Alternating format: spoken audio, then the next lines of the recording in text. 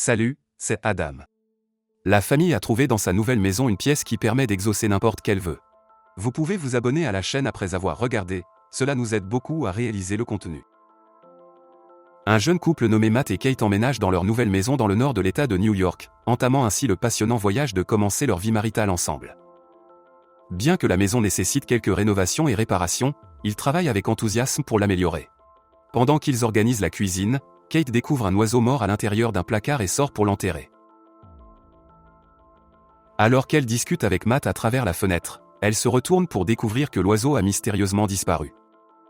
En jetant certains objets qui accompagnaient la maison, Matt remarque quelque chose d'inhabituel caché derrière le papier peint.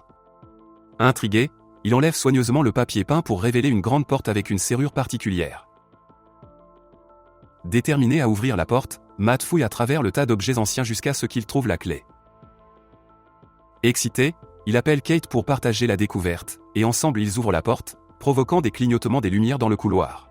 Inquiet, Matt contacte la compagnie d'électricité pour signaler le problème, tandis que Kate ressent une présence étrange émanant de la pièce et décide de le suivre à l'intérieur. Le lendemain, un technicien de la compagnie d'électricité arrive pour inspecter les surtensions.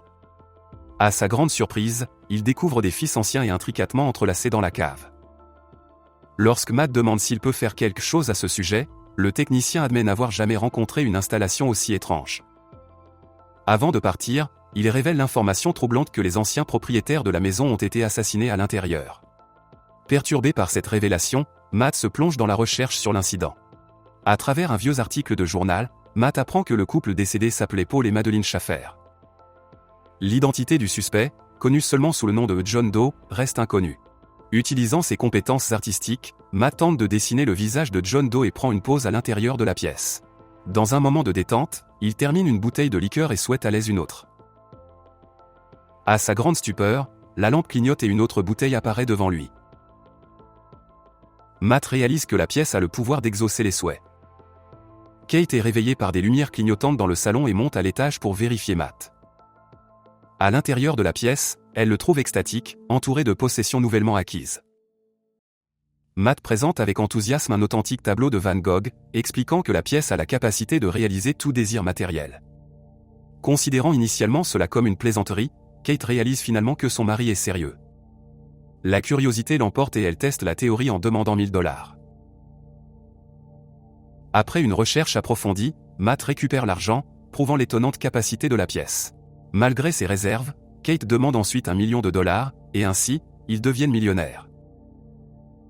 Malgré ses réserves, Kate trouve la situation troublante et décide de quitter la pièce. Matt la convainc qu'il devrait saisir l'occasion pour s'amuser et partir à l'aventure. Le couple passe une journée entière à s'adonner à tous leurs souhaits, se délectant de vêtements coûteux, de champagne, d'art et de richesse infinie. Cependant, à mesure que la nuit tombe, Kate commence à se demander comment la pièce peut exaucer leurs désirs. Matt rejette ses inquiétudes, l'encourageant à ne pas s'en soucier. Dans les jours qui suivent, leur style de vie insouciant et extravagant continue sans limite. Avec chaque souhait qu'ils formulent, les lumières clignotent et la source d'alimentation dans la cave subit des perturbations. Le couple se laisse aller à leur nouvelle richesse, célébrant à l'intérieur de la pièce avec des fêtes, des boissons et des cadeaux. Cependant, leur excitation est de courte durée. Kate se réveille le lendemain matin en ressentant un vide profond que les possessions matérielles ne peuvent combler. Inquiète, Matt la surprend avec un berceau, suggérant qu'ils essaient d'avoir un bébé. À sa grande surprise, Kate réagit négativement à la surprise, ayant déjà subi 2 fausses couches, et quitte la maison en tempête. Finalement, Kate revient et souhaite impulsivement avoir un enfant à l'intérieur de la pièce. Apprenant son souhait, Matt se met en colère qu'elle ne l'ait pas consulté avant de prendre une décision aussi importante. S'ensuit une vive dispute, Kate justifiant ses actions comme un raccourci vers la maternité, évitant la douleur des fausses couches et de l'accouchement. Matt s'oppose vigoureusement à l'idée et presse Kate de retourner le bébé à la pièce, espérant le faire disparaître par un souhait. Le couple entre dans la pièce, mais Kate refuse avec larmes de se séparer du bébé. À la place, elle tend l'enfant à Matt, qui, incapable de le faire, le lui rend avant de s'éloigner. Finalement, ils décident tous les deux de garder le bébé, devenant parents du jour au lendemain. Travaillant à son bureau, Matt remarque son dessin inachevé de John Doe et approfondit ses recherches sur l'incident vieux de plusieurs décennies. Il découvre que le meurtrier présumé est toujours en vie dans un hôpital psychiatrique. Dans un article de presse archivé, John Doe affirme que la pièce l'a poussé à commettre le crime. Motivé par la curiosité, Matt conduit jusqu'à l'institution psychiatrique pour rencontrer personnellement John et s'informer sur la pièce. À son arrivée, une infirmière informe Matt que personne n'a rendu visite à John depuis 45 ans, sauf les journalistes, alors Matt fait semblant d'être l'un d'eux. Face à face avec le vieil John, Matt commence à l'interroger sur la maison, en particulier sur la pièce. John, arborant un sourire sinistre, exprime son attente pour cette rencontre, affirmant qu'il attendait depuis longtemps. Lorsque Matt demande pourquoi John a tué les Schaeffer, John répond de manière critique que c'était le seul moyen et élude le sujet, exhortant Matt à quitter la maison dès que possible avant qu'il ne soit trop tard. Avant de partir, John fait remarquer de manière inquiétante, la seule chose plus dangereuse qu'une personne qui ne peut pas obtenir ce qu'elle veut, c'est celle qui obtient tout ce qu'elle veut. En rentrant chez lui, Matt s'arrête à une station-service, seulement pour découvrir que son argent s'est transformé en poussière. Alarmé, il se précipite chez lui et se débarrasse de l'argent restant de la pièce, observant que celui-ci se désintègre également. Pour tester sa théorie davantage, il essaie de prendre le tableau de Van Gogh près de la porte, confirmant que les objets ne peuvent pas être emportés à l'extérieur sans se transformer en poussière. Frustré, Matt casse violemment les murs dans une tentative de découvrir le mystère de la pièce, mais il ne trouve qu'un réseau complexe de fils entrelacés qui résiste à sa compréhension. Dans sa quête de réponse, Matt décide d'arracher un morceau de papier peint et découvre une carte cachée de la maison, révélant le système de câblage interconnecté. Pendant ce temps, Kate tente de sortir avec le bébé, mais Matt intervient, l'avertissant du danger sans divulguer la vraie raison de son inquiétude. Peu de temps après, le bébé commence à crier de détresse, incitant Matt à reconsidérer et à venir à leur secours.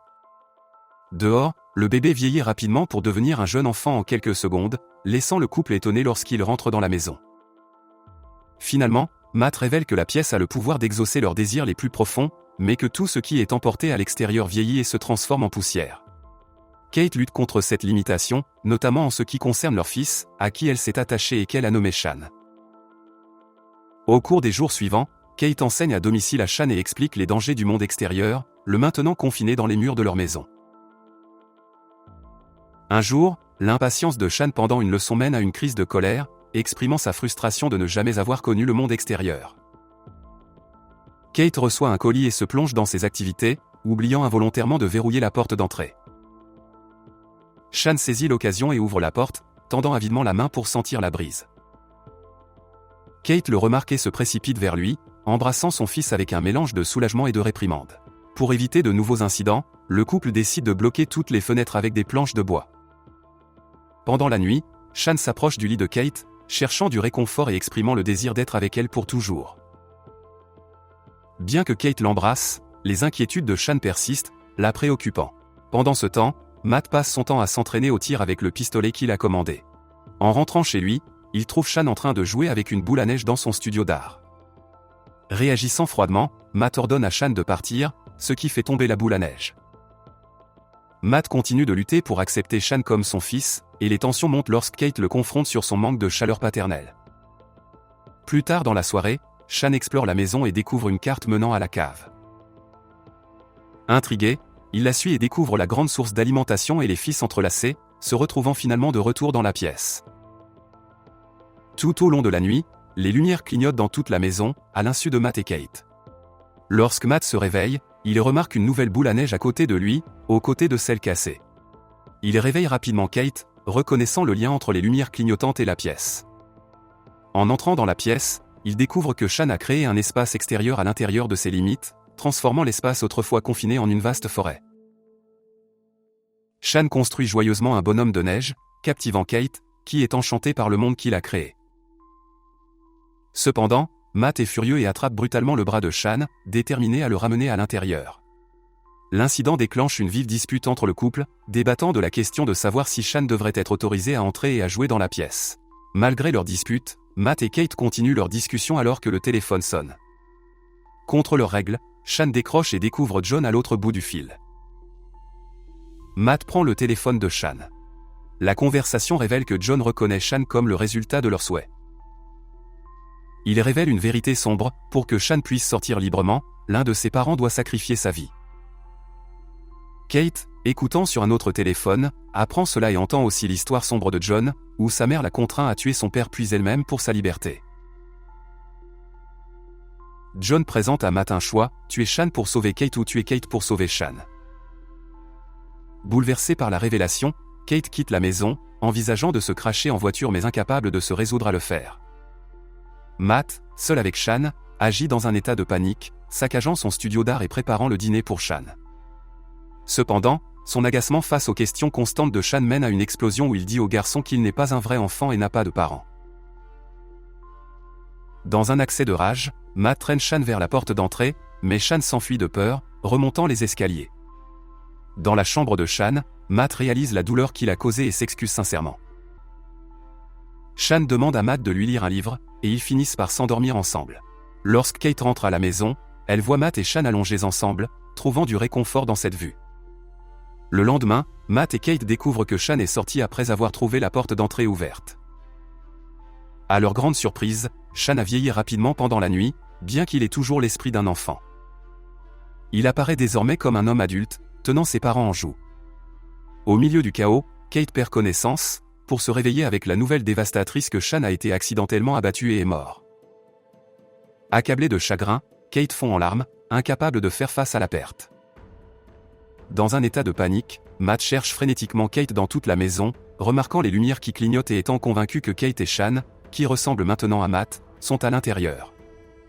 Pendant ce temps, Matt essaie de pénétrer dans la pièce à travers les fils dans la cave, et réussit. Ignorant la transformation de Shan, Kate rencontre deux versions de Matt dans le couloir. Dans un moment de confusion, elle en repousse une après avoir appelé le nom de Shan, attirant son attention.